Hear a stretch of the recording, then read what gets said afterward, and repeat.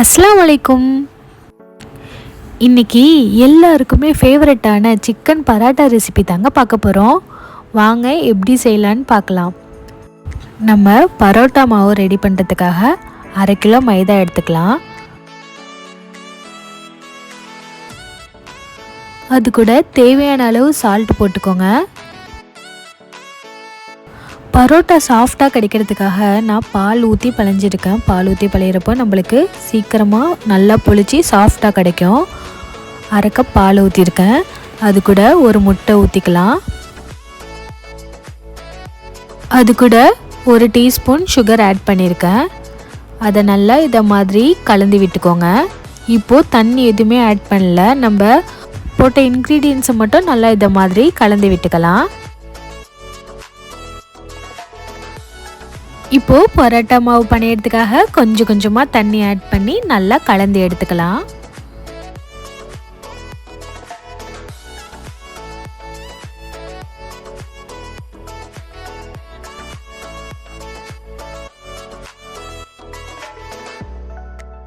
நல்லா அழுத்தம் கொடுத்து பணியிறப்போ நம்மளுக்கு இதை மாதிரி ஒரு சாஃப்டான டோ கிடைக்கும். இதை நம்ம 3 மணி நேரம் ஊற வச்சு எடுத்துக்கலாம். அதுக்கு இது மாதிரி டவல் போட்டு நல்லா க்ளோஸ் பண்ணி விட்டுருங்க. இப்போது 3 மணி நேரத்துக்கு அப்புறம் ஓப்பன் பண்ணி பார்த்தா இது மாதிரி சாஃப்டான ஒரு டோ நம்மளுக்கு கிடச்சிருக்கும். அதை சின்ன சின்னதாக பால் ஷேப்பில் உருட்டி எடுத்துக்கலாம்.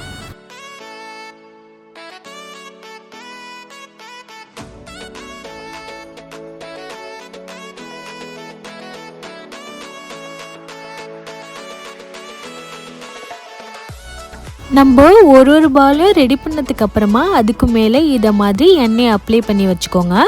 அப்போ தான் நம்மளுக்கு பால் எதுவும் ஒன்றோட ஒன்று ஒட்டாமல் பர்ஃபெக்ட் ஷேப்பில் கிடைக்கும்.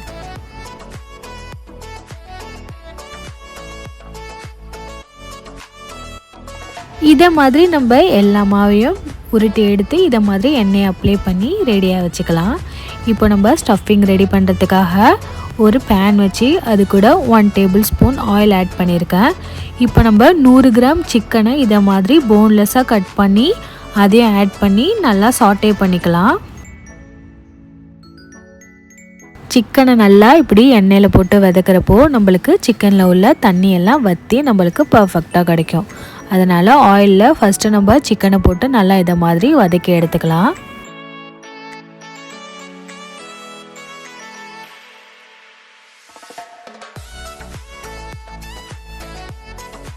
சிக்கனை இதை மாதிரி 1 நிமிஷம் வதக்குனதுக்கு அப்புறமா இப்போது நம்ம அது கூட மஞ்சள் தூள் 1/4 டீஸ்பூன், ஜீரகத்தூள் 1/2 டீஸ்பூன், இஞ்சி பூண்டு பேஸ்ட் 1 டீஸ்பூன் இதெல்லாம் ஃபஸ்ட்டு ஆட் பண்ணி இதை மாதிரி நல்லா சாட்டே பண்ணி விட்டுக்கலாம்.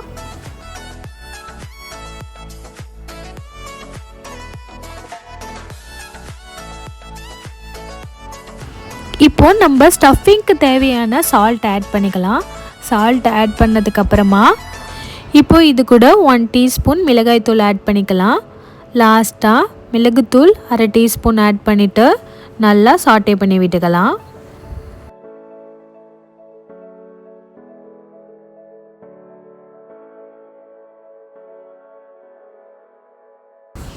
இப்போது சிக்கன் எல்லாம் நல்லா வெந்ததுக்கப்புறமா இதை மாதிரி ஒரு மேஷர் வச்சு நல்லா மேஷ் பண்ணி விட்டுக்கோங்க.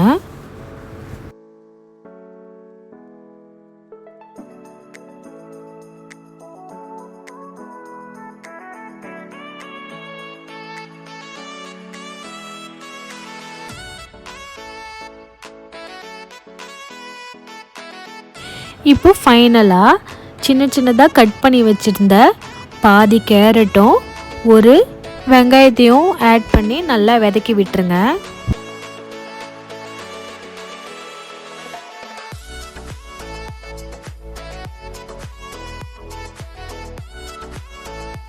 இப்போ நம்மளுக்கு கேரட்டும் வெங்காயமும் நல்லா வதங்கி வந்துடுச்சு.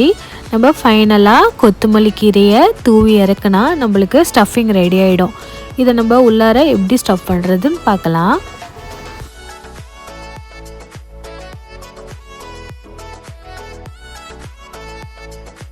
இப்போது கவுண்டர் டாப்பை க்ளீன் பண்ணிவிட்டு இதை மாதிரி நம்ம ரெடி பண்ணி வச்சுருந்த ஒரு உருண்டை எடுத்து இதை மாதிரி திரட்டி எடுத்துக்கலாம். எட்ஜஸ் மட்டும் ரொம்ப திக்காக இல்லாமல் இதை மாதிரி ஈவனாக திரட்டி எடுத்துக்கோங்க.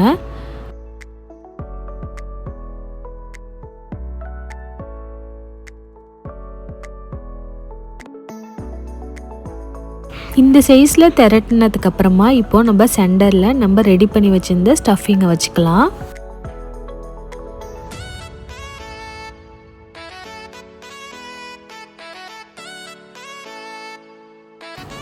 இதை மாதிரி கார்னர் எல்லாம் நல்லா மடக்கி விட்டுக்கலாம். இப்போது சென்டரில் நல்ல ஒரு ப்ரெஸ் கொடுத்துட்டு இதை மாதிரி ரவுண்ட் ஷேப்பில் நம்ம கையை வச்சு தட்டி எடுத்துக்கலாம்.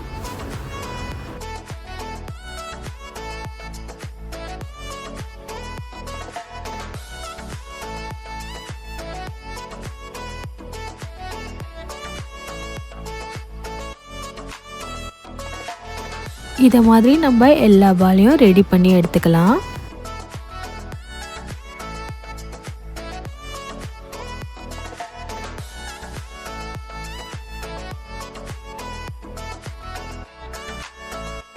இதை மாதிரி எல்லாமே ரெடி பண்ணதுக்கு அப்புறமா நம்ம ஒரு பேன் வச்சு அது கூட 1 டீஸ்பூன் மாதிரி கீ ஆட் பண்ணிக்கலாம். இப்போ நம்ம ரெடி பண்ணி வச்சுருந்த பரோட்டாவை இதை மாதிரி போட்டு நல்லா பொரிச்சு எடுத்துக்கலாம்.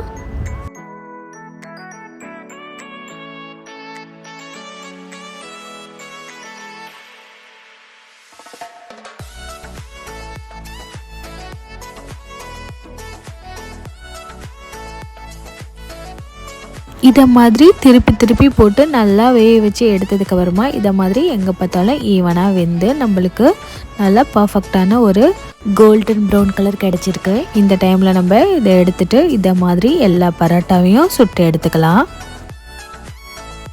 இப்போ நம்மளுக்கு டேஸ்டியான சிக்கன் பரோட்டா ரெடி ஆயிடுச்சுங்க. என்னோடய சேனலை யாராவது புதுசாக பார்க்குறீங்கன்னா சப்ஸ்கிரைப் பண்ணிக்கோங்க. இந்த வீடியோ பிடிச்சிருந்துச்சுன்னா ஒரு லைக் பண்ணுங்கள். இதை மாதிரி நெக்ஸ்ட் வீடியோவில் மீட் பண்ணலாம். இந்த வீடியோவை கடைசி வரையும் பார்த்ததுக்கு தேங்க்யூ.